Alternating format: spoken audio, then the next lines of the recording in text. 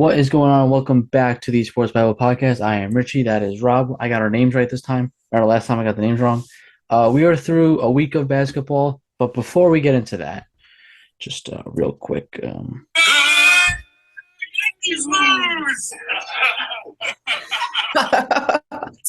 I didn't think that was going to be it. I don't know how. I really don't. I apologize if But I just blasted everyone's headphones, but no, I mean, that was appropriate.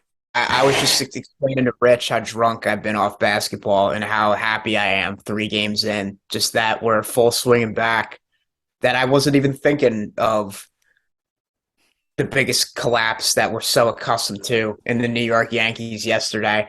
And I was just also saying to Rich that I must have watched about at most an hour of football until the Lakers and the first game began yesterday at 3. So this is just beautiful, man. Absolutely hammered off of basketball as since much it began last Tuesday. 8 hours worth yesterday. as much Southern as I Standard Time.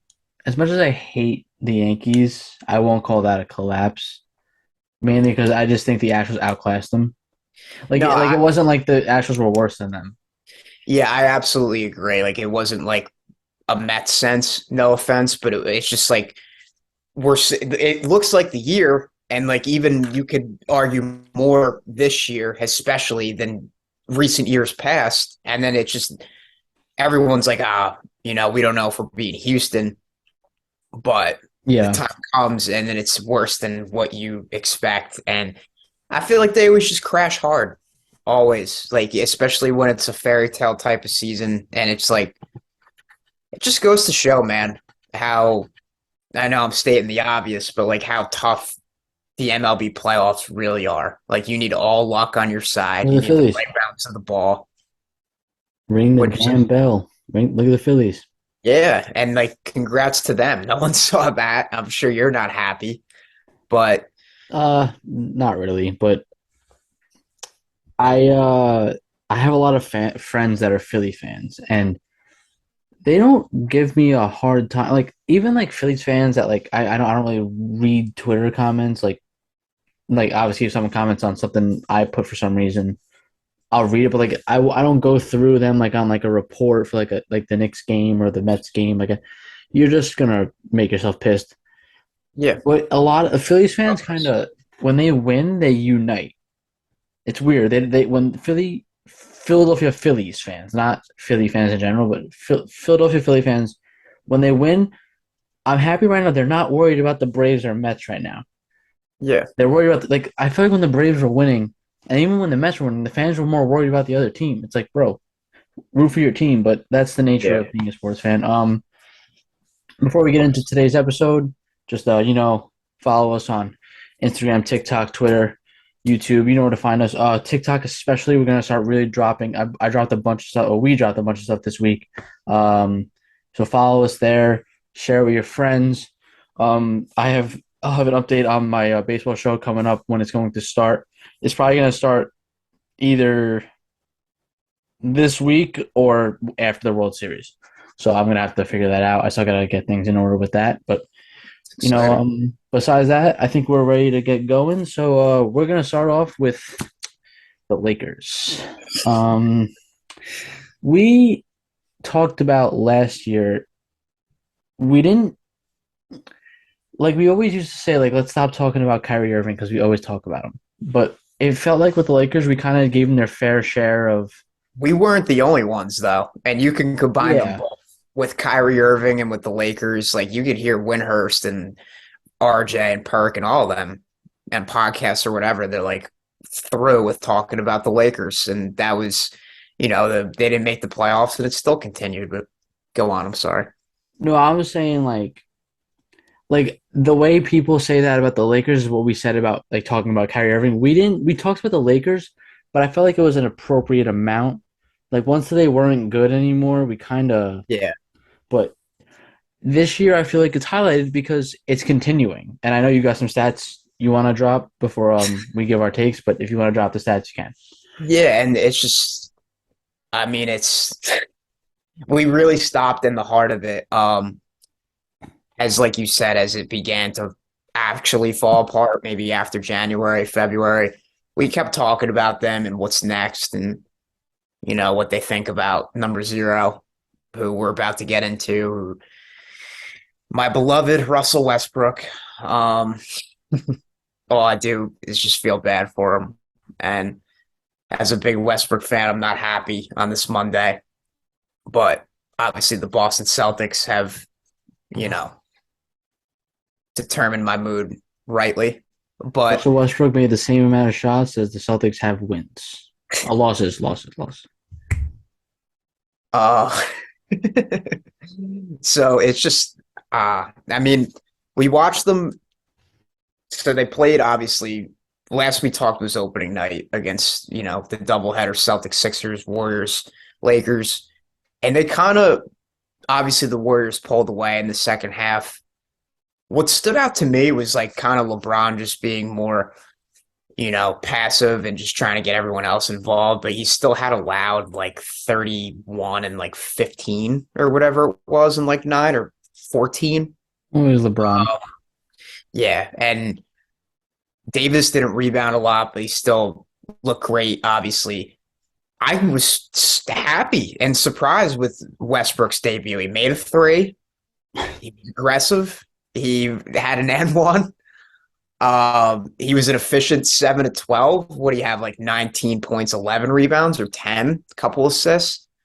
Um, I've been saying lately what I love now. It makes me crack up. It's just it's to the point where he's going to make one big play and go crazy, even if no matter how good of a contest or bad of a contest he's having.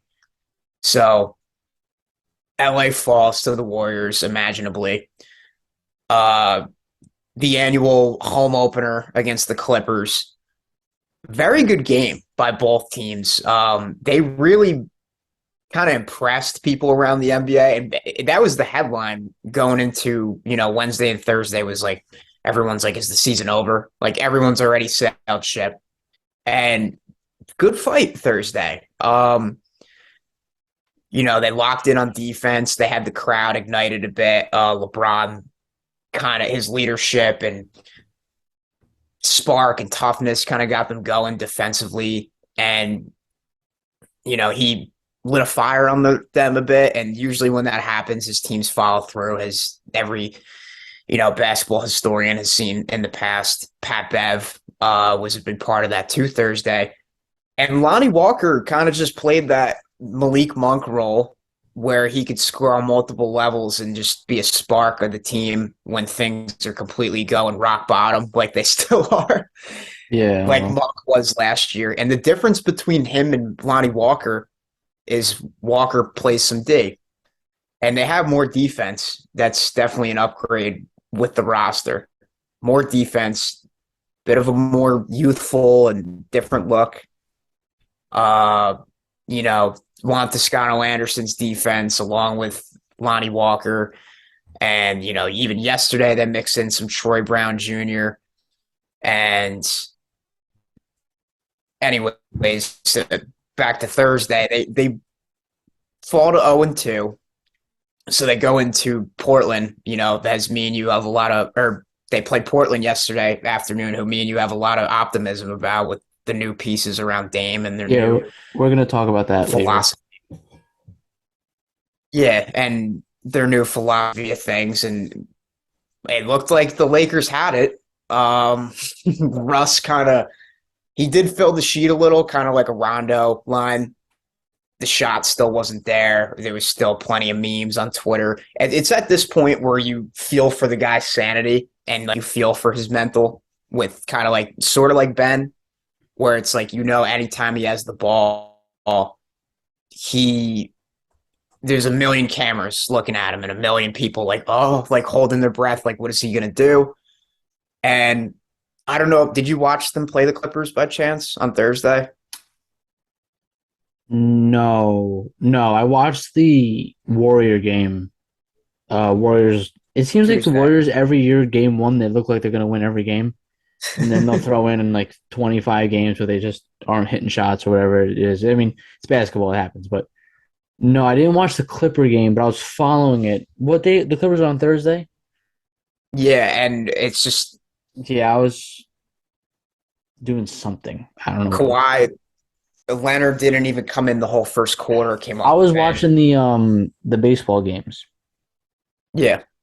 So And like I said before, like all other sports are just taking the biggest backseat ever to me right now. And football already was a week ago once this preseason started, but it just feels beautiful, man. And I'm so happy to be in full swing. But it's Paul George really made a statement. John Wall had such a good burst. His mid mhm. range was automatic. The net was really just uh, barely moving.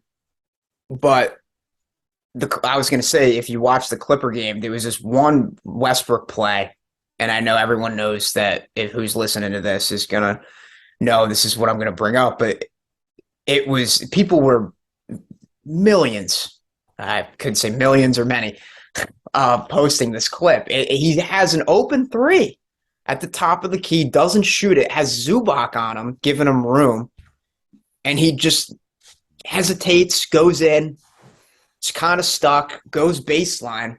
Bill Simmons, my Lord and Savior, as you know, said he was at the game, and you should have heard the crowd when this happened and the gasp they had. But he goes in. If you didn't see the play, I got to find it for you. Goes in. I Uh, think I saw it.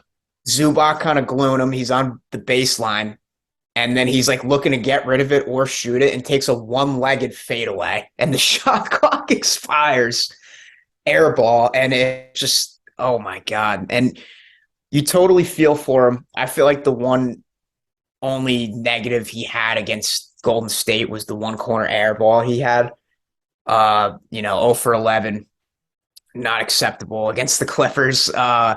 That he had two good steals on Kawhi. Like I said, he makes one play, goes nuts. He did that. Um, doesn't help at all for his leadership and his trade market too. When reporters ask him how he thinks he played, and he's like, solid, solid. And Yeah, and like, then he blames like his hamstring injury on the coach putting him on the yes, bench. I saw two clips. One was I think they missed, I don't know if they missed the free throw on purpose or they just missed it that badly. He got the rebound and then shot it like it hit the backboard and went on the other side of the rim. Like it didn't hit the rim. A layup, a layup. And then I saw videos. Anthony Davis shot a three. Yusef Nurkic literally just turned around so funny. and didn't even try to like. This is the respect that teams have. Like the Lakers aren't like we make fun of the Yankees. The Yankees still won 99 games. They still won a playoff series. They're not a World Series team, obviously, but they're respectable. Like I don't even think the Lakers are respectable. And you said it just beautifully right there. And it's just, uh, And the reason it, why I compare the Yankees and Lakers is like, don't worry, guys. The Cowboys are 5-2. I like that Don't one. worry, Duke's starting soon. Don't worry. So, and it's just, you just feel for them. And this is coming from a Celtic fan. And LeBron's right when he says they have no sharpshooter whatsoever. And, you see he wasn't good yesterday much, but you see Kyle Kuzma's improved play and like how he could have helped this team with his two-way shooting and rebounding. And it's just, it's everything Russ does. And, it's all clipped, like you said. And yeah, the hamstring, like you just said. And going into the matchup where he was off the bench, uh, people were saying his relationship with Darvin Ham made things easier, and then we see him do that, and when he's like, not only what I just said, like, oh, I played solid, like his attitude and mentality, but uh, he's just like, yeah, I don't know what's up with my rhythm, like something's different, like I've been doing this for years, like, and he acts like last year, he acts like he gets like an injury from it, and it's unreal because this is, as you know, this is the nicest guy and the nicest, most lovable leaders around the NBA. Really, like, oh, you could hear all those people like, oh, he stat pads, he does this wrong. I have Like they a I have a take words. for like your point with Westbrook being a good leader, but go on.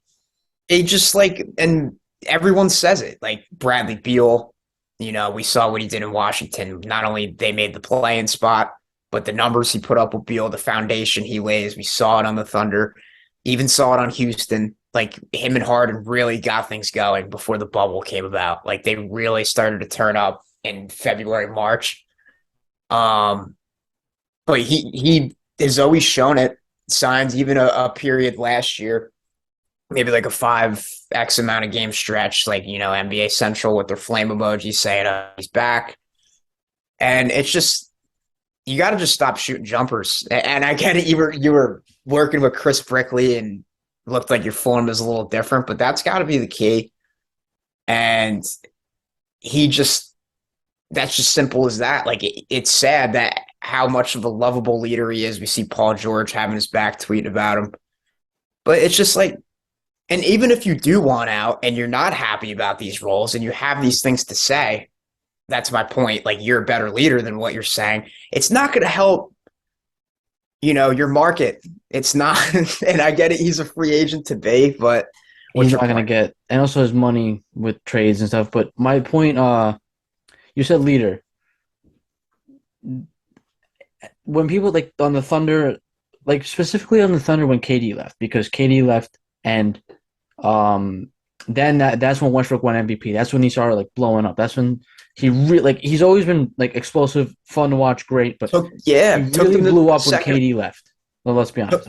Took them to the second round. Okay. What is the common denominator of that Thunder team, the Wizards, and you can even argue him in Houston? What is the common denominator? My point is that he is the clear-cut leader of the team, the clear-cut best player. The ball runs through him. And doing that your whole career, because when you're young, like with Westbrook and KD, they're kind of like two young kids. Like you have no pull in the league yet, Even when Giannis came in the league, or Steph Curry, like they didn't have any pull. They were new. Remember, it was him or Monta Ellis, Steph Curry. Like there was no pull. Now that he does, this is the first time in his career because literally nobody in the league has more pull than LeBron James. And you can't. It's hard to change your personality like that because that is a personality change. Because people aren't going to want to lead by you. They're going to lead by LeBron. Not saying it's a bad thing to want to lead, but you have to change. You have to accept that back. Dwayne Wade did a great job of that. Yes. Kyrie Irving was young. Mm-hmm. Like he didn't have that he was never the star of a good team because the Cavs weren't good when he was alone without LeBron. And I just think that's what he's like. He has an identity crisis almost, like in basketball. Yeah, and great point. To your point, like it's all identity crisis, and you can see people who argue on the internet that are like, if LeBron would play off ball more, it could be like a Westbrook and Beal how they were. But LeBron's terrible shooting, and the rest of the team isn't helping whatsoever. Like this is not a Russ thing. Like it's not just him. He's just getting scapegoated. Yeah, like it's the whole team, the way it was put together, the shooting. Windhurst and the rest of the analysts came in and said it after they signed Dennis Schroeder. They're like, they cannot possibly be satisfied and happy with this roster. There's no shooting. And remember, this was Frank Vogel's fault. And not for nothing, Dennis Schroeder, my guy, as you know, Thomas Bryant also coming back in a couple weeks. They're not helping the shooting either. Like Dennis is a low 30s from the outside. And yeah, to your point, I mean, Dwayne Wade did it excellently. And if people want to argue that are like, oh, LeBron does this to everyone who leaves is better. You could argue all those people were children. Kyrie Irving wasn't better. Yeah, and maybe, statistic wise, individually, like with Brooklyn, the numbers he puts up, and obviously with us, his numbers were amazing. But like guys like Randall, guys like Kuzma, like they're still growing out of their shells. Jordan Clarkson. Not for nothing, Kyrie Irving has not done anything in the postseason since he's been with LeBron James. That's the truth. Chris Bosh, his best years, like he was the main guy on the Raptors, but he won with the Heat. Dwayne Wade won with Shaq too, so that's like an anomaly. Even through all Um, the Kevin Love tough mentality too, even he did his part and helped yeah, like title. you have to. People want to say like, oh, like LeBron, he picks his friends or whatever. Deal with it. He's the best player in the like. Maybe not the best player in the league anymore, but he is the most, I guess, polarizing player in the NBA. And You can't, athlete. Oh, even if yeah. he doesn't want to be a leader, like he's gonna get all the attention, And and he's this still is just dropping what 25 and 9 or whatever it is. I don't even. That's a complete guess. I don't even know his numbers. well, I think when I was just on Basketball Reference, it was like 27, 11, and 8, believe it or not. But like, Yeah, like uh, he this is on Palenka, and I don't know how he got an extension. 27, 11, and 7, shooting 25% from three, but he's shooting 48% from the field. So, Yeah, so and I trust him to get going. me too. And I Westbrook will be better. Will be. I know it's Be what careful with 28% Wilby. from the field and over 10 points per game. I just saw on Basketball Reference they projected him to average 28 and 7 or something. Like I never even saw that, but they're gonna. I saw they have interest in Terry Rozier. They still have interest in Gordon Hayward. Um, they're gonna obviously continue to try to test the market and make calls to other teams. But this is they him and the organization need to dig themselves out of this very, very deep sunken hole the past year and a half. And I understand the optimism that was like coming into the year, new coach, new system. Um, they only appeared in 21 games together, the big three, but like now's the time. And if not, like something has to happen with Blinka and Westbrook. And here are some numbers for the Los Angeles Lakers. 30th in offense, Rich. Unreal. Points per game or offensive efficiency? 29th in points. They're 30th in offensive efficiency because I have it right here. 12th in opponents' points. Third in defensive rating. Like I said, it's been the one thing that's a surprise. 21% from three. LeBron 7 of 27, 25.9, like you said. Russ is 1 of 12 with 8.3% from distance. And he'll be better than 10 points per game. I can guarantee that. He's clearly at the moment. Just on volume alone. Yeah, like he doesn't look like much of a third option, even, of course, at this point. But like this is a collective part. Jeannie Buss needs to sit that core of big three down and Palenka and Darv and be like, what could we do? We can't go through another 8 months of this. They don't have another first round pick though. They do not. Speaking of that, wait, finish what you were saying. No, we're talking about the Lakers' struggles, but at the same time, we're not surprised. Like we're gonna talk about Philly. I'm a little surprised, and the numbers kind of don't back up why they're not playing well. So I just think it's shots not falling. But you took the words out of my mouth. I was gonna be like, who else doesn't have a first round pick? Philly doesn't have a first round pick. To Brooklyn and the Harden deal. Okay, but like Philly, while they didn't play well in the playoffs, or they who they lose to last year in the playoffs? The Miami Heat. Okay, in 6, right? They got blown out in Game 6. I trust them to get going. I trust Harden and Embiid to get going, and then they added DeAnthony Melton. I also love Tyrese Maxey. Thibault's there. Tobias Harris is, a watered down Andrew Wiggins. Probably watered down meaning the defense is watered down, but regardless, Lakers wise, this isn't a shock, but the Laker name keeps them relevant. If this was the Kings, no offense to the Kings, but this is the Kings or Charlotte. I'm trying to think of a low market team. Like even Milwaukee. Like if Milwaukee was bad and didn't have Giannis or like was struggling, then it wouldn't be a question. If Milwaukee was struggling with Giannis, then it would be a question. That's kind of what the NBA has turned into. It's not low market; it's high ranked player. Your high ranked players make your market good in the NBA. That's what I feel like John Morant in Memphis, Devin Booker in Phoenix. Yep. You know what I'm saying? Like it's a player driven league, and I think it's healthy marketing wise to do that. but it's not healthy in competitiveness to do that because then you have a team. If you don't have great players, there is zero way you can even compete at all. Like in baseball, you can compete even with like the Cleveland Guardians roster. Yeah, because look at the foundation Dame and Giannis are leaving or did leave, especially Giannis. Yeah, like And Portland, Dame, New Orleans, Zion. and then I was just gonna say, look at the Pelicans as we speak. And bottom line, this is the New York Yankees of basketball. And I used to Yeah, like argue, from a market standpoint, definitely. yeah, and it's that franchise of the sport. And I used to argue growing up, May bleeding green at all times. So I was just like, it's us. It's the Boston Celtics. But now, especially after watching Winning Time and seeing how they function, and obviously I know how the Boston Celtics function too and everything they do, but it's just like the Lakers are the Lakers and like LeBron James winning a title there, even though it was unprecedented with no fans in a Disney bubble, um, was beautiful for the game of basketball, knowing all the greats to do it there, how arguably the best player of all time was now there, did it.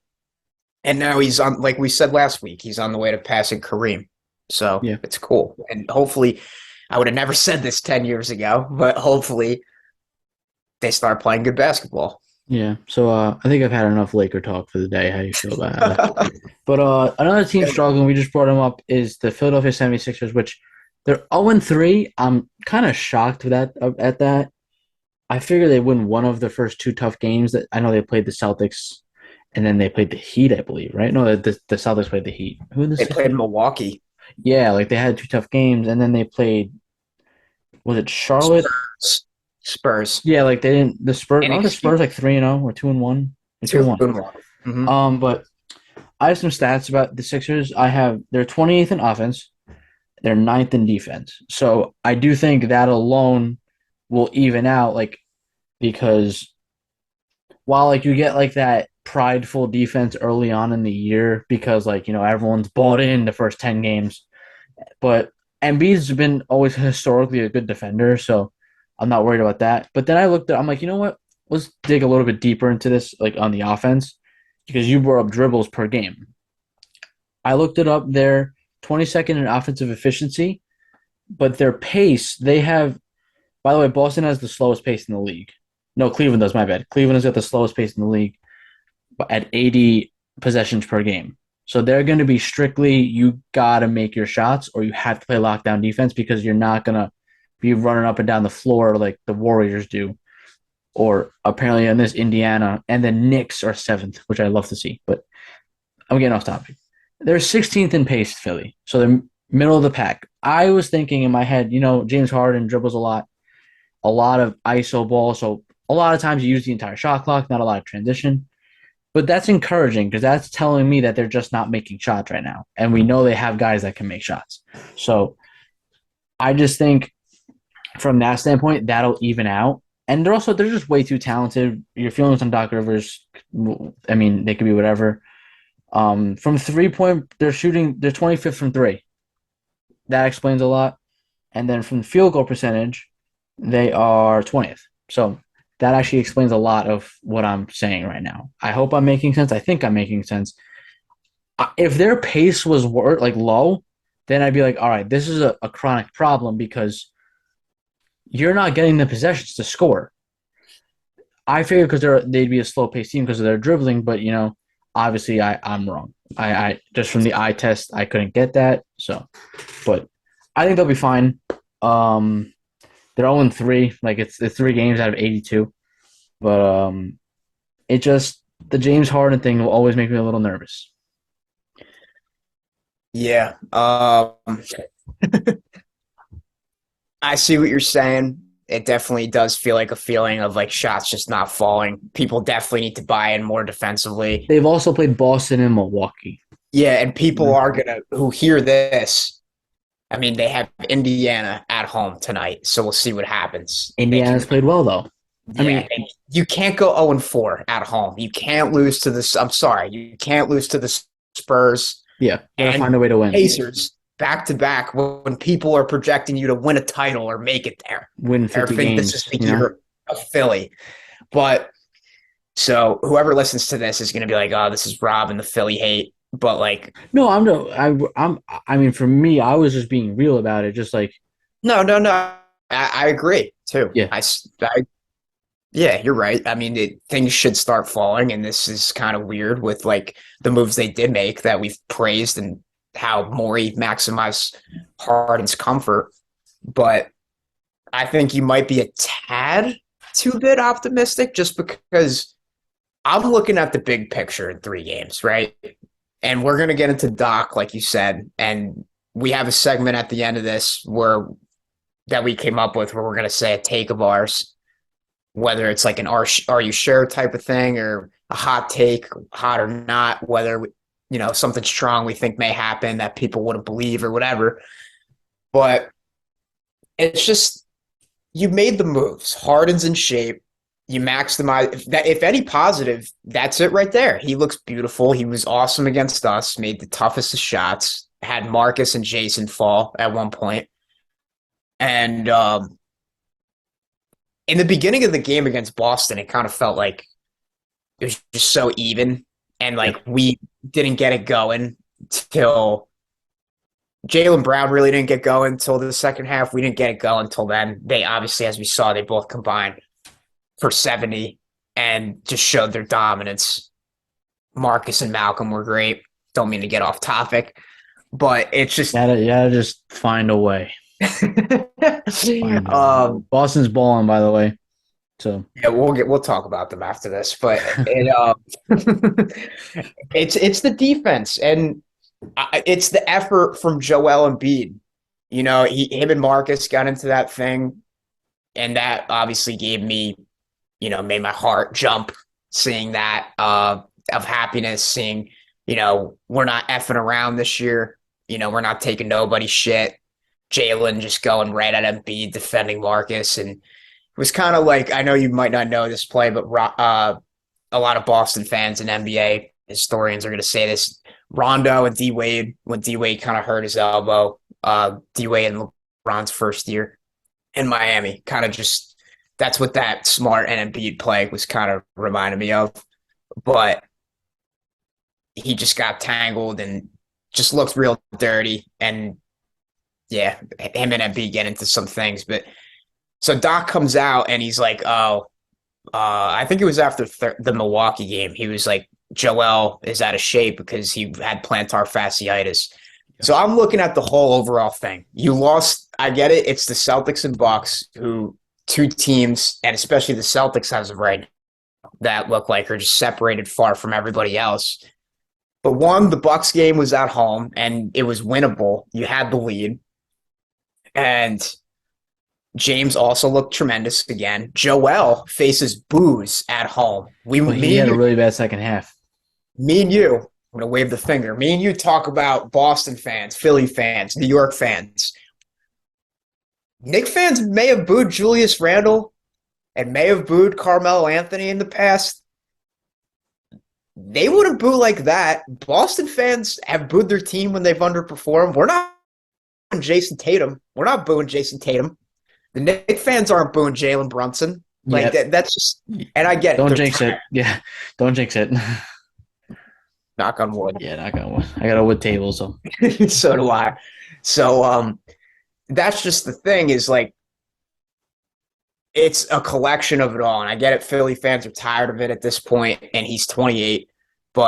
And you're seeing reports that are like Doc saying we're not ready to win, trying to motivate them. There was reports of PJ Tucker yelling, saying we're not ready, this and that. And obviously, that I've said to you and others a million times, he's the X factor for them, and he's such a beautiful fit. Well, PJ, you could ask your friend Jimmy Butler, who's very disappointed that you went there and left his team to go there. It hasn't really been that beautifully functional there for X amount of years. And like, we talked about Ben Simmons on Reddick's pod. Maybe he didn't want to say that, but it's just like the Doc thing. which I said like we'll talk about a little in a few. A big thing was like, all eyes are on him. Morey was like, he's definitely coming back. Coming into the year, we were like, maybe if they underperform, he could be gone by February. How about December if this continues? And like they have It'd other have to be like 7-20 for him if to they're get like fired. yeah, if they're like 6-7, like maybe you'll start hearing some like noise about it or whatever. Uh, yeah. Just to be like, are we They are sure 0 and about it? 3. They are 0 and 3. So like being 6-7 would mean maybe go 6 of the last 10 and be Yeah. trending up. So And they have uh bodies. They have guys. They have Sam Cassell. They have Dave Yeager. They have coaches. And that's my thing is like you guys don't like. Yeah, PJ is a big X factor. Harrell, he's been a nice fit. Daniel House, good shooter. Like you have the shooting as well, but Philly just there's no D right now. There's no defense. We need to see more of an effort. And like the Spurs game that Philly came back even when they were losing. I didn't mean to cut you off. I'm sorry, real quick. Jakob okay, yeah. Pert- Jakob Pertl was easily getting offensive boards and laying them in over Joel as he was getting booed back-to-back home games to the Spurs and Bucks. And like where it's like I get it, you had plantar fasciitis, but like when is his durability going to hold up? When Yeah. is he going to be healthy enough to carry his team? When is he going to be in shape? When is he going to, and we've seen an incredible that me and you talked about last season, especially incredible improvement from him all around. And I'm not trying to, talk down on him at all. But like when we're talking about keys to the franchise and driving someone to, the motherland, yeah, I get it. This team looks beautiful, but like you got to, with them, it's not the Lakers, of course. And obviously, like Philly could easily, like we said, blink of an eye, get going real quick right now. It's got to happen now. And like everyone's looking at Glenn Rivers, an old friend from Boston. Yeah. Like the stats I brought up, like I said they're ninth in defense, so I wouldn't worry about the defense like you are. But I get your point. Like it's always feels like go on. To their capabilities is what I meant. But go Okay. on. Okay, but just feels like there's always something. I mean, this is kind of an NBA thing. Like this isn't even just the Sixers, but there's always something. Like Joel Embiid has much pressure. Like you can't control that, but James Harden's out of shape. This one doesn't want to be here. This one's at a strip club. This one's doing this. It's always a distraction, and it never feels like you're ever settled in. And I'm going to talk about two teams or three or four teams after this segment on like culture and sustainability and why they go hand in hand. And I just think the reason Philly keeps getting bounced in the playoffs, and let's be honest, that's what the NBA is now. You got to win the playoffs. Making the playoffs does nothing for you if you're the Sixers at this point. But the lack of sustainability and the lack of consistency within the locker room and the coaching staff, like I'm not saying turnover, but just the lack of everyday effort is what really hurts them. And they can do it. We've seen James Harden do it for years, but then we've also seen him not do it for years. Um, The postseason still has to be answered from him and yeah. Joel. We'll continue. No, so now we're going to move on to teams that Boston, Milwaukee, Golden State are off to good starts. Can I give one quick last Philly point too? Yeah, yeah. Um, we talked about the dribbles before. Uh, Harden has 1,507 right now. The team has 1,242. So that's, and you have, yeah, it just further proves my point. Well, We have that defense. Like, let me see what were something. you going to say? No, go on. I want to see something, though. It's Go on. just like, it just further proves my point, and I'm not even just saying it based off Tatum and Brown and based off if the Clippers are healthy. That like the main attraction to carry you in this league is all around two-way wings with no holes. And we've seen it with Durant, we've seen it with Giannis. Like, yeah, interior and bulkiness helps. And of course, defense, but you need two-way wings who could shoot. And look at the Lakers, for example. None of that. So it's like just further proves my point. It's like, yeah, Tucker's a beautiful fit, but like you need a wing. And Tobias Harris for 32 per. I've been saying it for years, but it's early. They could easily get it going and turn around in a blink of an eye. But continue your point. No, I was trying to find if like where Harden ranked like in dribbles, but I can't find that. Like I was trying to see if he was first because I'm sure a guy like Jokic might be up there or like Luca, but Yeah. yeah. So moving on, like I was saying, Boston, Milwaukee, Golden State. Those are three teams I have circled. They've combined one loss. I know it's 1 week, but the point I'm going to make is the reason why they're off to good starts, the reason why they're consistently good, and the reason why I don't hold them to the same thing as like Boston hasn't won yet. Boston's got to the finals. Like they've represented the East. Milwaukee won 2 years ago. Golden State won last year. So what I'm like, they look at their cultures though. Every year you expect Golden State to be good. You never hear a peep. I mean, Draymond Green, yeah, this is like the first time Draymond Green's had like an off the game court incident, like with Jordan Poole, like him hitting someone on the court, like in the spot. We'll put it that way. Or him doing something like arguing with Kevin Durant. Well, Kevin Durant left, and Golden State is still motoring. So like It's all about continuity. it's continuity, sustainability, consistency, whatever term you want to use. It's culture, and that starts at the top, like we know, and it goes to your stars. Draymond Green's not a star, in my opinion. He's a leader, not a star. But Steph Curry goes to the post every day, plays every game he's available. There's no load management for him, mainly because he can load manage during the games when they're up 30, but anyway. And it sets an example, and it's almost like the Warrior way.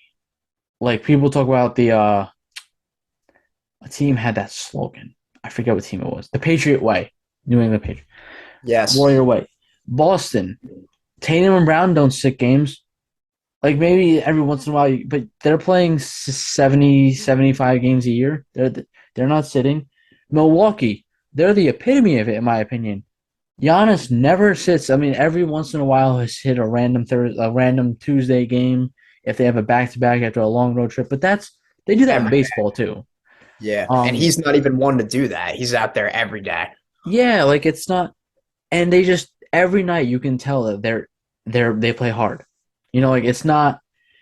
There's no locker room issues. There's no teammates hating each other. The only instance I can think about is Draymond Green. But like I said, it's the first time, and we'll see how this plays out now. Is he going to be on the team next year? Is he going to be in Lakers? Yeah. If you want 3-point shooting, yeah, let's go get Draymond Green. Okay. But I just think continuity in sports is so important, and that's why, like, I'm upset about the Mets. And I'm upset about the Browns for two completely different reasons. The Mets upset me because they had such a great year and they had such a talented and fun team. So it sucked that they came up short. The Cleveland Browns, their defense looks like they sleepwalk through the games. They make mental errors. There's always, like everyone talked about last year with Baker and the comments, whatever. It's the same thing. It's not magnified on the quarterback anymore.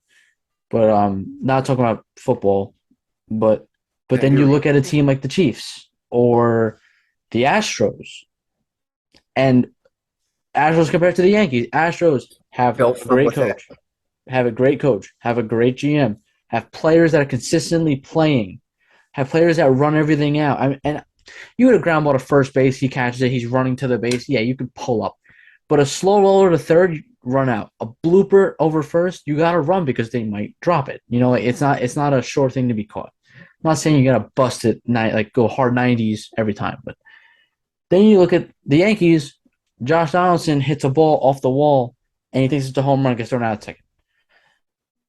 Gleyber Torres catches a double play, shovels it away, like lazily. Like it's a culture thing in sports. And these Boston, Milwaukee, and Golden State have epitomized that.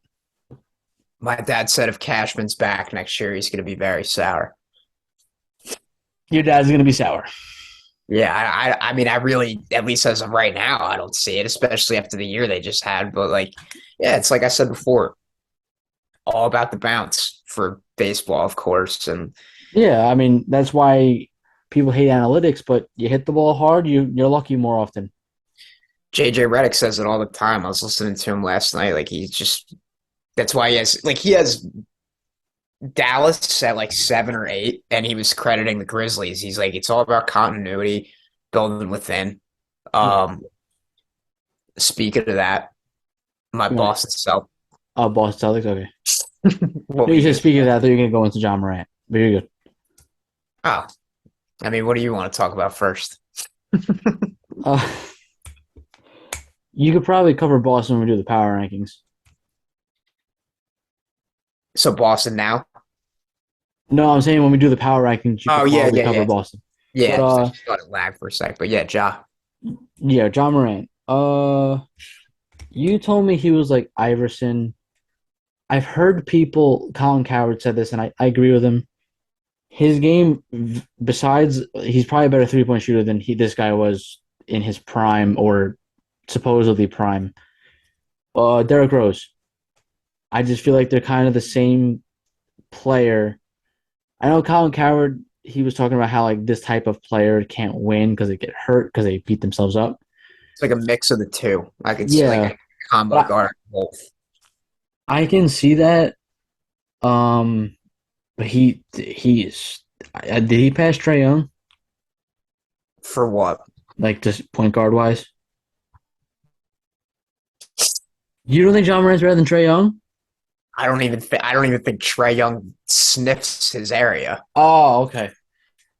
Um, That sounded really weird too. The way I yeah. just took that, Well, I apologize about that. But sniffs his range in a holds his player jock. That's the term that everyone uses. a player hierarchy. So you Yeah, know I didn't. you're I you're didn't. sniffing. I didn't mean to use a weird term like that, but I do not think Trey Young. Now, people are like we said, people made an all. Trey Young made all NBA too, but there's easily a separation from a culture, from IQ, from the way he can control a game. Um, Hair. like we said, he was our MVP. He was our MVP choice, but we'll finish what you were saying about him. Well, through 3 games, I mean, he torched the Knicks. I Yeah, wasn't even really mad about that because although they should have won because it was a goaltending that they didn't call. But anyway, yeah, that was kind of nuts. he's averaging 34.3 points per game, 7 assists at only 32 minutes of game time, which is probably like a really good amount to have, like keeping yourself fresh, but also playing. But also, I want to highlight Conchar and Aldama, I think his name is. Something like that. Those two guys have done a really good job for Memphis of filling in for Jaren Jackson Yeah. and and Dylan Brooks. I mean, they're both big men, but like Dylan Brooks is a defensive guard that you know. Steven Adams is even holding it. Steven Adams proved he was a great Yeah, culture setter for them too he's like last year. the staple of like when you think of like a five defensive, like a center, like a defensive center. He's like the first guy, like him and Strongest guy in the league. like Rudy Gobert is like the obvious pick, but like him and like I don't know, even know like Hassan Whiteside. Like those are the guys you think of when you think of like blocking shots or like tough underneath, or big strength guys. Like, and it's crazy to me how like Memphis is kind of becoming. I don't know. A juggernaut's the wrong word, but they're playing well with guys missing, like they did last year. You could say a juggernaut if you want. I mean, I think there's teams better in the West, but we talked about that culture. I mean, that's what they're Yeah. becoming. So Contrar's a guard and a forward. He's 6'5", so he's doing a good job of filling in for Dylan Brooks. So those guys are doing a great job. You want to hear something weird? We talked about this before we started recording. John Morant, a little skewed. 3 games. They lost one of these games by 40 to Dallas. He's -7 plus minus for the year. It's early, we know, but it's weird. Like I'm not saying I hate the people like it doesn't even happen for John Morant, but like the narrative, like, oh, they're better without him, but like it's just weird how I think right now him and Tatum through 3 games are like probably like the leaders for the MVP. Um, And it's weird that like they play better when he's on the court. It's weird to me. I don't know why. I can't put my finger on it. When I watch them play, when he's on the court, you know he's on the court. He's one of those guys, and it's just weird to me. I don't know. Maybe it's also skewed because they hit a -31 against Dallas, and that won't help. But that'll be an interesting. I think he's going to put himself in the MVP conversation. I think him, like Luka will be there, Giannis will be there, LeBron, Harden, and be like the Jokic, the usual names. I definitely forgot someone great. I just think it's weird. Like I watch them play, and maybe they just have a really good team, but everyone gets underrated because of John Morant. Because they don't really have that second star. Yeah, and like totally agree. And people think it would be Jaren or the evolution of Des Bane, but it's me and you talked about this a lot last year too when we Like said, the super teams are kind of going away. yeah, and when I was like, okay, well, I would take Ja as my most improved because he's shown he is a superstar and one of those guys to just carry a culture. And then in this last season, everyone started noticing his separation between, you know, uh, I hate to throw that much shade at Trey. Like he made a conference finals, but between them and between him and like other young stars, Also, John Morant's and got that recency bias right now. yeah, and like why people consider him a top 9, 8, 10 player is because the way he can control a game. And you talked about the Knicks game. My goodness, like I was seeing Rondo talk about Iverson. I was seeing Rondo like 2-on-1 behind the backs where he keeps the dribble with his right hand. The difference with And, him and Rondo, though, is that John Morant can also dunk on your center. Rondo couldn't. and it's just like the way he can control a game with his IQ and make his team around him better, no matter who's on the floor, is what separates him from everyone else. And like, yeah, he's small. Yeah, he's, you know, um, I guess talkative, you could say in a way, but like a good sense of talkative. Like he brings the energy. He's always so happy. He's a great leader. He's embracing his rise. And I think I said this on the pod last year. Kendrick Perkins says he could have that Giannis type of takeover where everyone just falls in love with him, and that's what we're seeing. Yeah, And he just controls the bottom line, the IQ, that Chris Paul LeBron effect of him controlling a basketball game. And with his playmaking, with his ability to fly and score, elite shooting, um, can be really hot from three some nights. He could fly in and glass anyone, as we've seen the past year and a half, and he's just something truly special and is becoming such a beautiful leader for his team. What's his name? Taylor Jenkins and him have done an excellent job philosophy wise, just making the team a moving force. And yeah, I mean, he is one of my MVPs. Like I said, you know who is my MVP at number one right now, who Ja's right behind. But yeah, I mean, beautifully said. Like the way he could just take over and control and continue to wow you while he does it with his yeah, highlights and ball control and passes. It's just he amazes you in a different way each and every night. And that's something truly special about him and why he's become one of the main, most dominant faces in basketball. definitely. Yeah. You know who everyone kind of forgot was a top, arguably 2, 3 point guard in the league? Who's that? Damian Lillard. Hmm.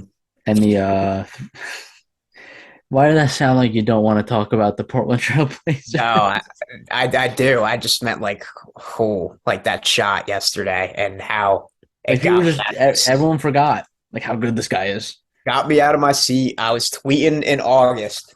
I think it was August. I was like, I cannot wait for spiritual performances again from Damian Lillard and even Kawhi Leonard. And that is what we got. And like I said, the Lakers were that close to winning, up 8. Russ takes that shot, tries to go for the 2-for-1, even with the lead. I guess he was just trying to make a statement, think like, people will be happy if I finally take a mid range, even though it's not that far out. Everyone saw LeBron's reaction go like that. And then post game, he told Dave McMenamin, the Laker reporter for ESPN, he was like, I see what you guys are doing. Like, I'm not doing, you guys are trying to get me to say something about Russ. I'm not doing it. Don't mean to get off subject, but Portland impressed me. They're 3-0. Me and you talked about Jeremy Grant, talked about Josh Hart, Anthony Simons, and Nurkic. Winslow, Nurkic. And the thing about Simons, he's continuously evolving a lot, and he's very underrated. Like the way he could score, and he's so crafty, and he can score at multiple different levels, and so easy at finishing at the rim, and forever improving. And he had his one game-winning layup against the Suns. I think it was Portland's second game, I want to say, but the other night when it was Dame, on I think Saturday or Friday. I was going to say that when Dame Friday because I was watching that and then I was watching Golden State Denver. All right, yeah, and yeah, you're right. Actually, I do remember this. So he was in his ear, and he was like in Aiton's ear. He was like, "Have you ever been in this position before?"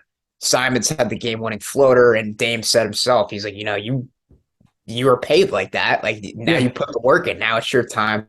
Jeremy Grant had a game-winning layup for the lead yesterday, and it's just.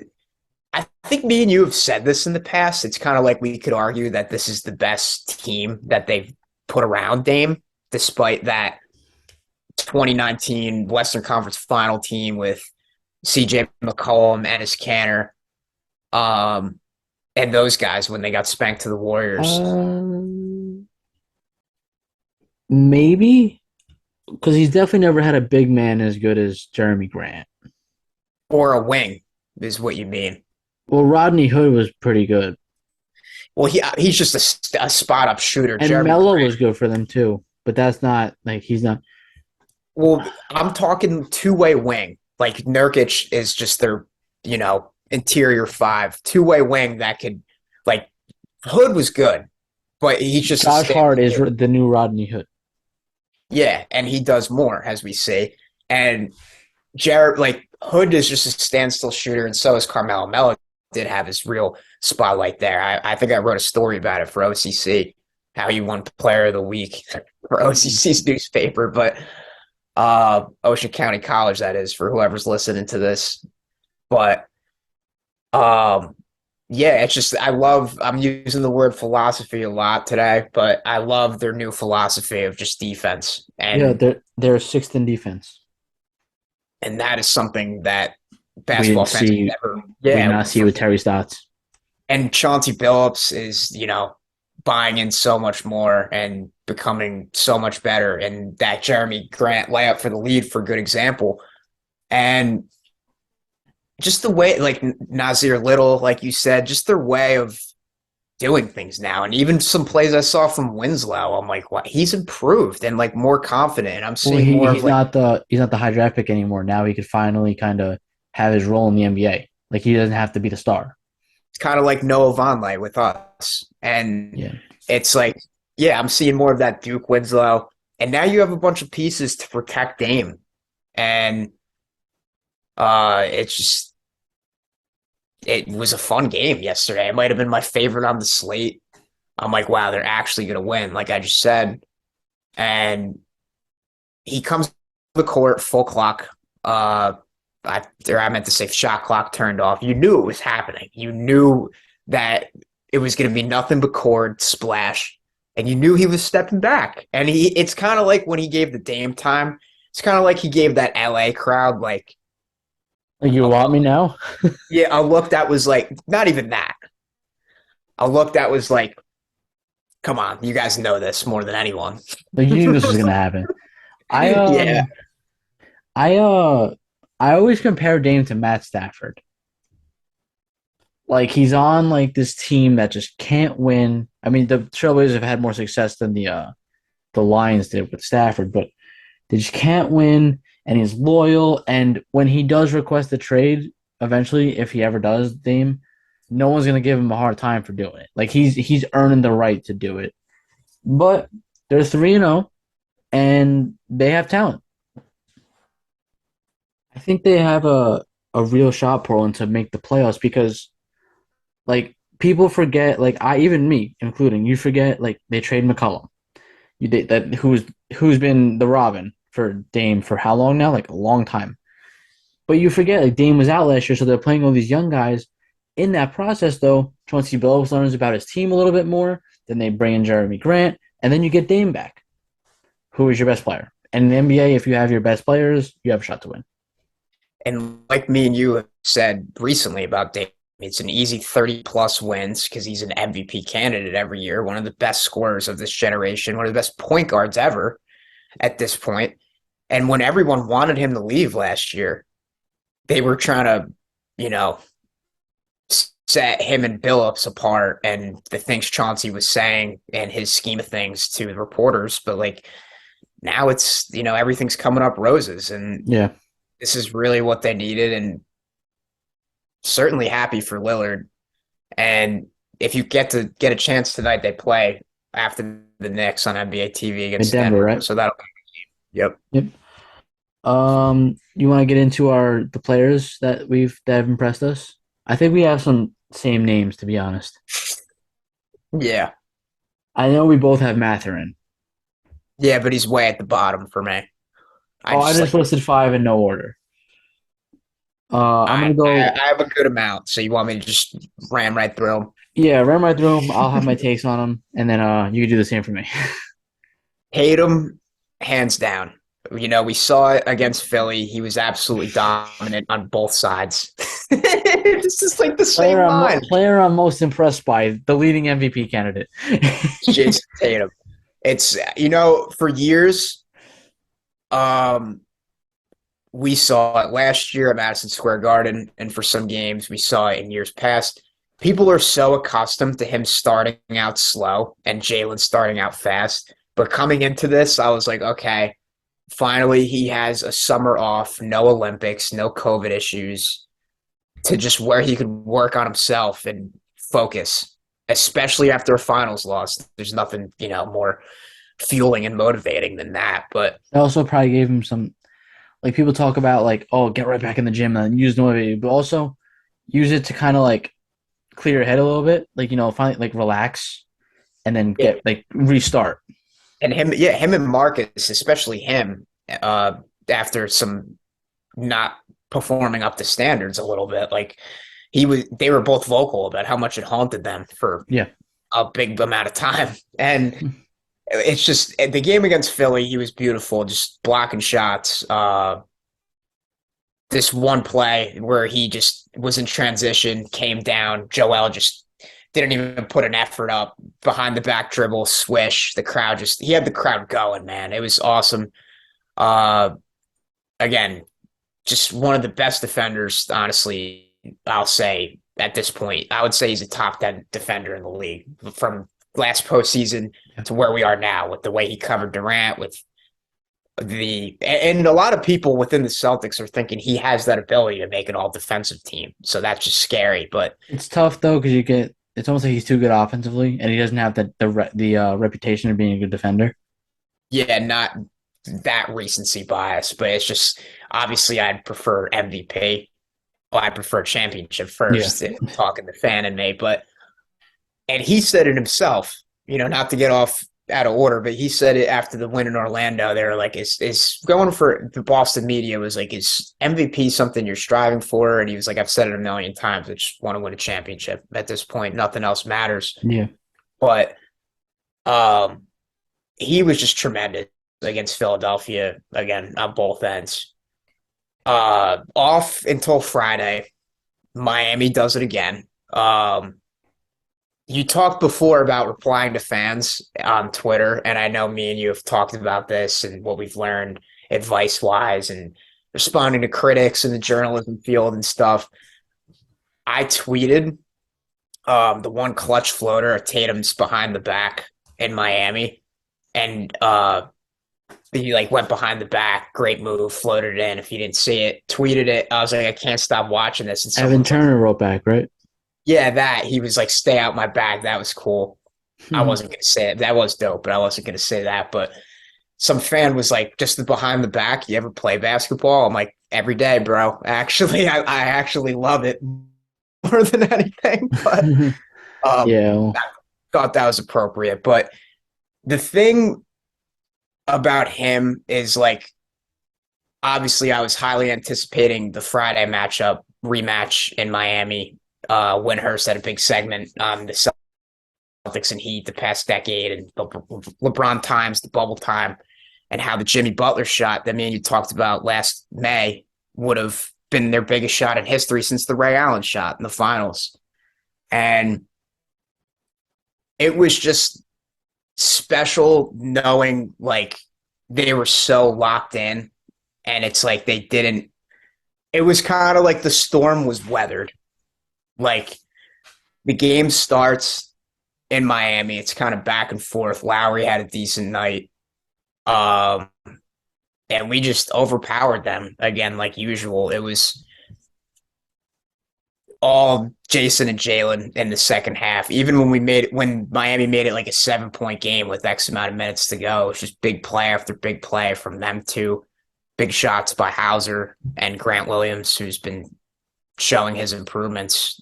Double digits he scored in all 3 games. Um, what's even more impressive is I get it, it's Orlando, but the second night of the back-to-back Saturday, and as everyone has seen and known, Paolo Banchero is at the bottom of my list of players. They are not really a team to mess with. We're going to see later when we watch the Knicks play them.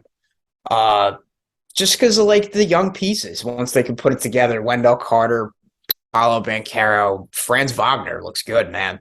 yep. Cole Anthony, Fultz, if he could ever stay on the floor.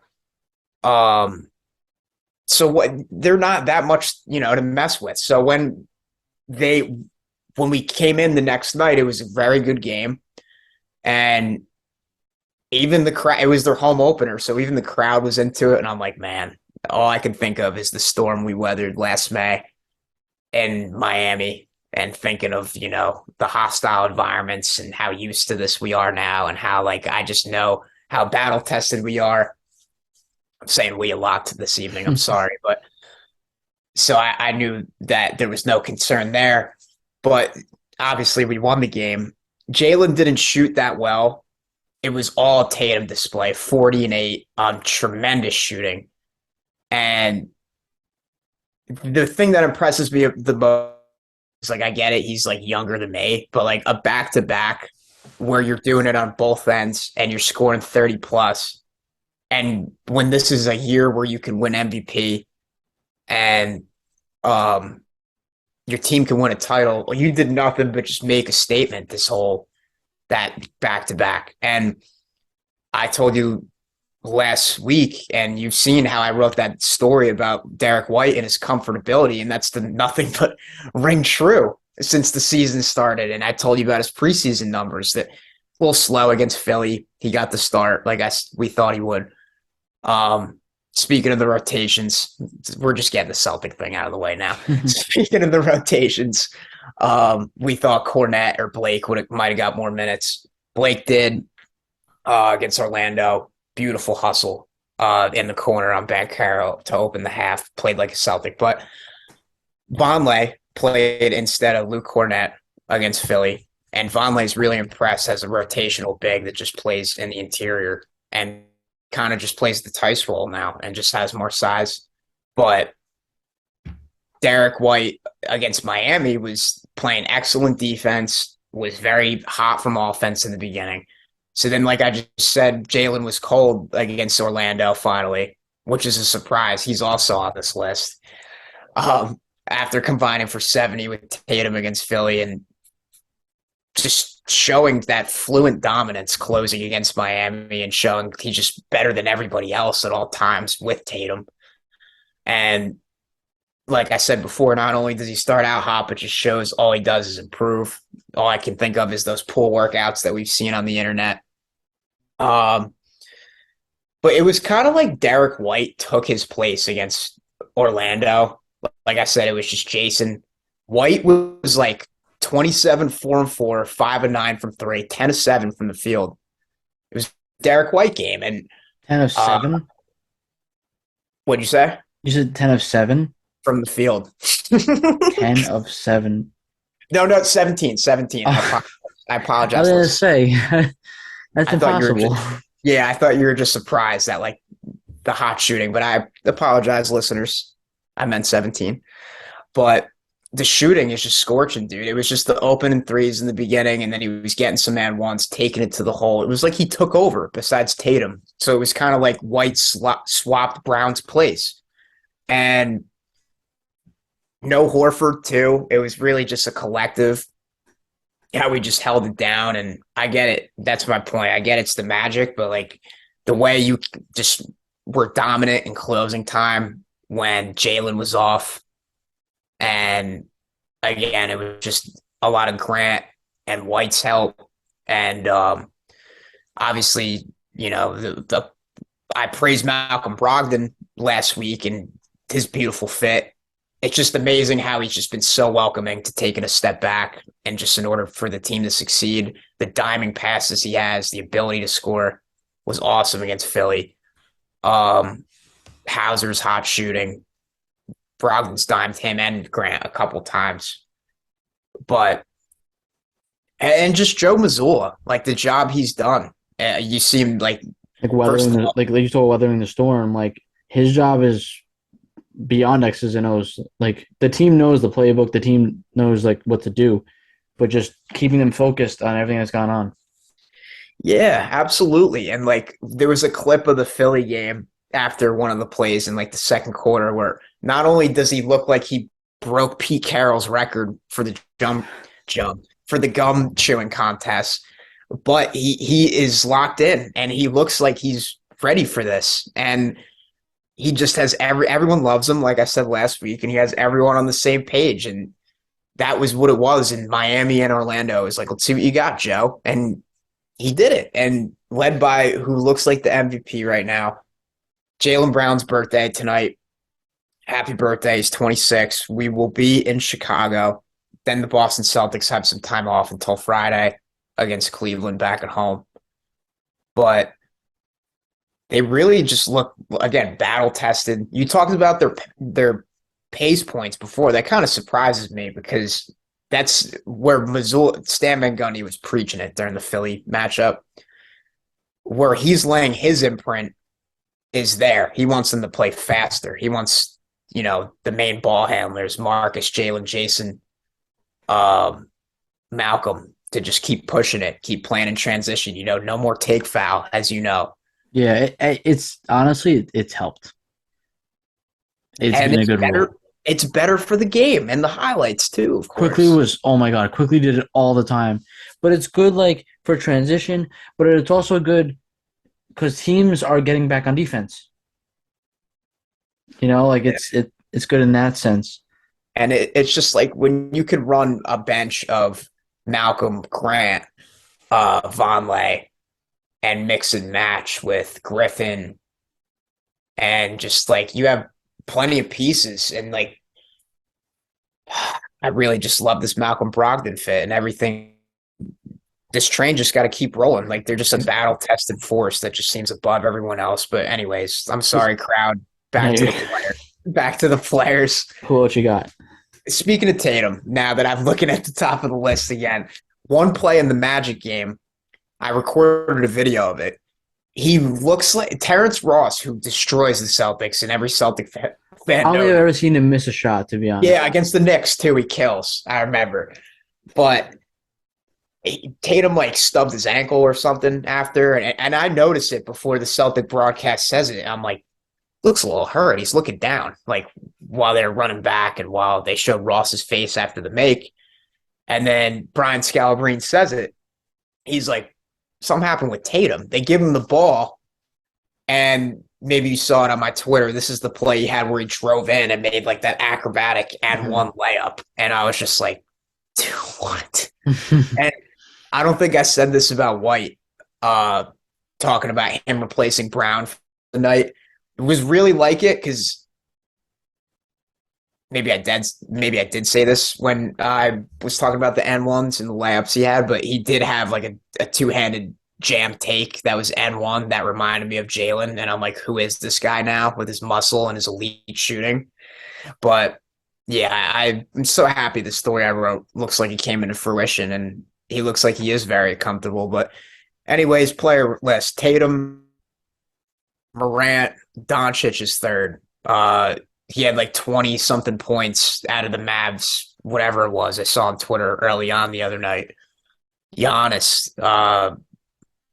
he's the MVP we're forgetting, basically. Yeah. I mean, we really can't doubt him. Jokic, Donovan Mitchell, your favorite city, Cleveland, showing his playmaking skills, even with Darius Garland limited and hurt a little bit. And he scored 30 plus in three straight. Know who else is? Another stud from that class. Your favorite guy who we used to argue him and Halliburton and the potential De'Aaron Fox. Yep. 30 plus in three straight. Jaylen Brown. What were you going to say, something? No. You good. Jaylen Brown, like I said, he was a little off against the Magic. I expect him to come back tonight for his birthday. Paul George, the Clippers did lose to Phoenix last night, which I thought was an impressive win by Phoenix on the road with, the criticism they're facing to start the year. But Paul George has been awesome when he's performed like a number one guy, which Ty Lue said he needs him to stay aggressive and do that. He's hitting tough shots, getting awesome dunks, and he's fired up. Like he said before the year, he's locked in and he's the most focused he's ever been. He really looks like it. And I have Banchero / Mathurin and then also Lillard. But think about Paolo and Mathurin. Paolo's 19, doesn't look 19. Kind of like what I said about Tatum coming in. And like this is even more loud with the numbers Paolo's putting up. But he looks phenomenal. Mathurin, that confidence is through the roof. And he's just super explosive, and he's just ready to outperform everyone at all times. And you hear it in the quotes he says. Lillard, I'm so excited to watch him again tonight. He's right there below. So how many is that? 1, 2, 3, 4. Well, I wrote 5 down. I steered away from like. Besides, I have Donovan Mitchell on here, but I steered away from like the Giannis's, the Tatums. I tried to get guys that like were in MVP conversation. yeah. I put Mitchell though because like new team pressure, and they started the ground running. Like he looks like the same player. Like so that's why I have him. I have Benedict Mathurin as well.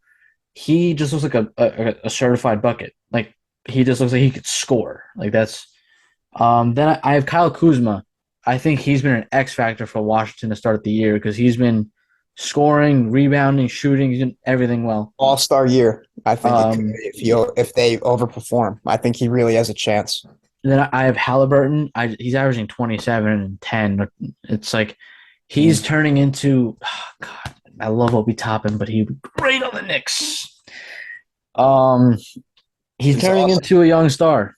I told you this too when you're like saying like, I'd rather Fox. I'm like, dude, talk about someone that doesn't look like they're a kid. Like he's always shown that, and like he does have a weird 3-pointer.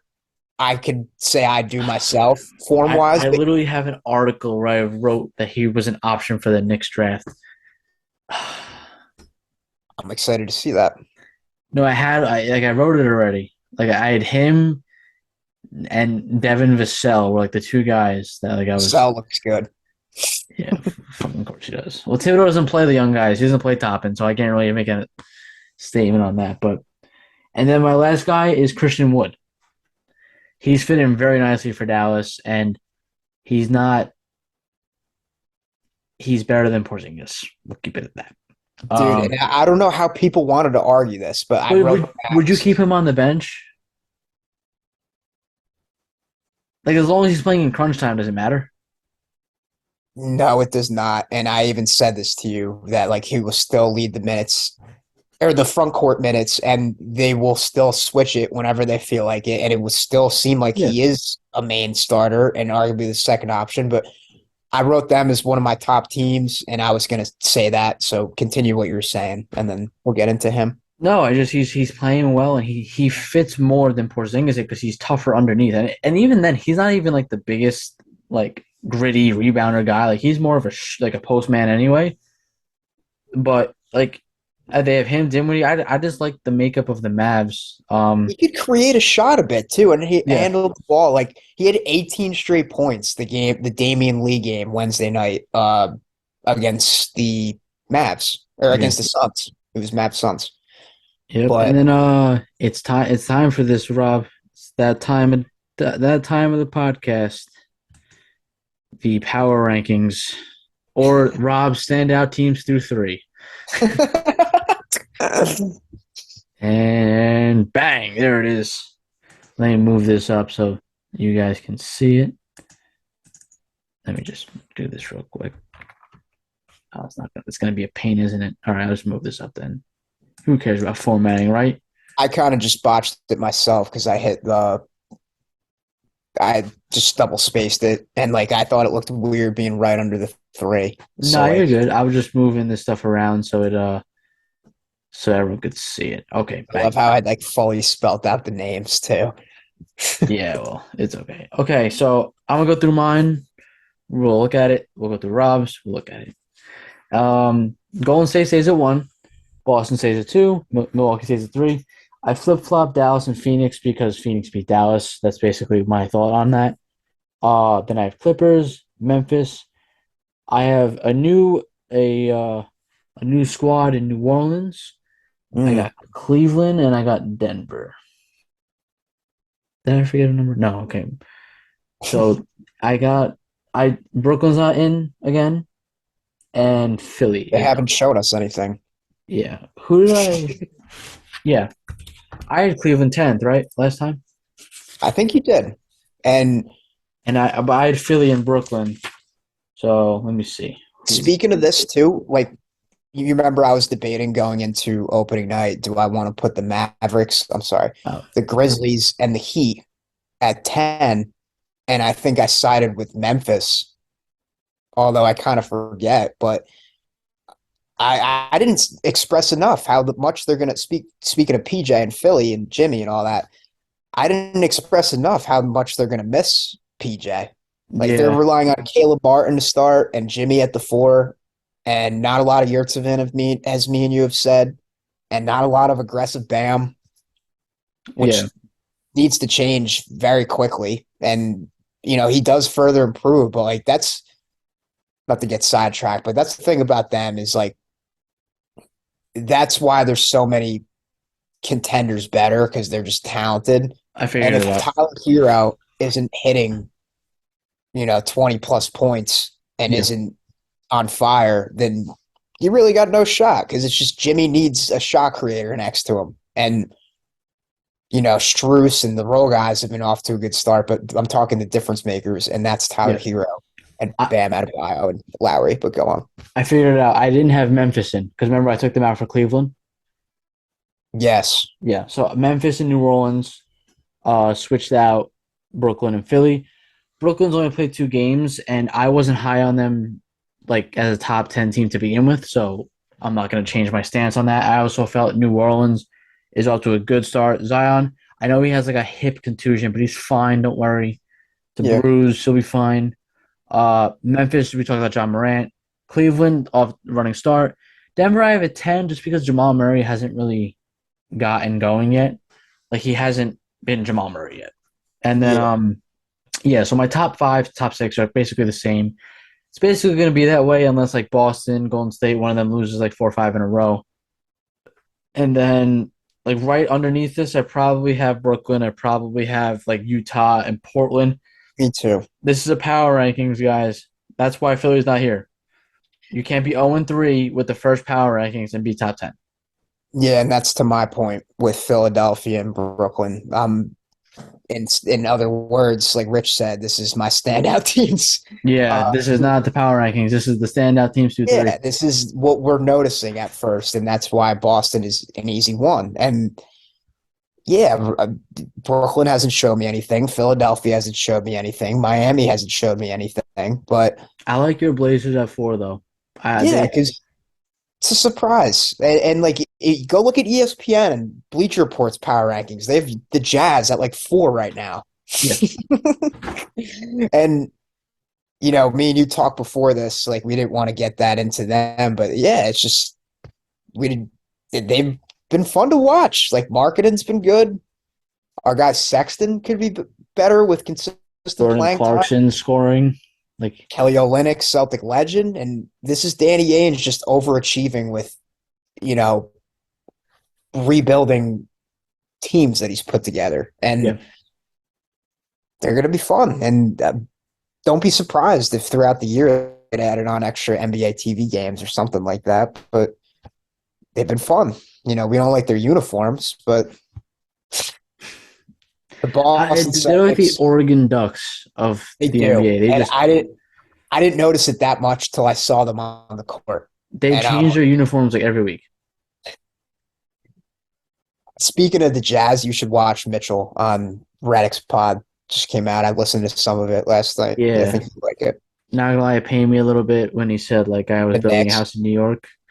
But like it pained me, but like we say all the time, like the package they got would have been equal to like Barrett, Toppin, and someone else. And I don't know if I was willing to do that because like the Knicks don't have a Darius Garland or an Evan Mobley. Like they don't have that. So you can't give up like these guys because these guys are your core. You can't give up your core for a guy that hasn't proven to win yet. Let's be honest. And him and Brunson would have been really cool, but that third guy that you're forgetting, and I'm only bringing it up to ask what you think about him thus far. Was it? Who was it? Mitchell Robinson.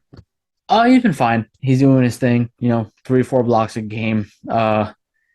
He just gets in foul trouble sometimes.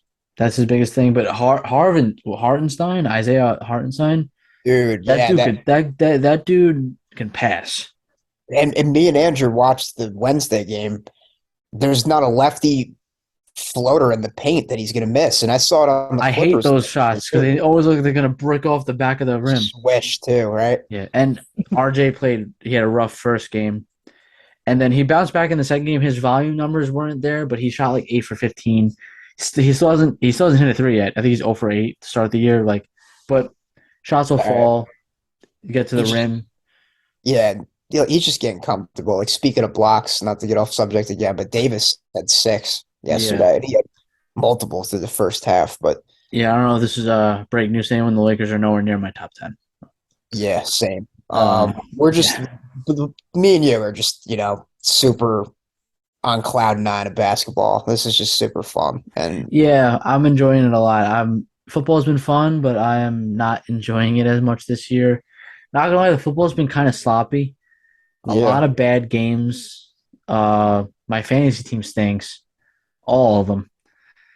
And the Browns, they don't have the quarterback. We've gone through that, but so we can close this out. Take one more look. This will be on our Instagram and TikTok like it usually is. Okay, close this out. And I think that's all we got for the day. This is a good podcast. We covered a lot. Yeah.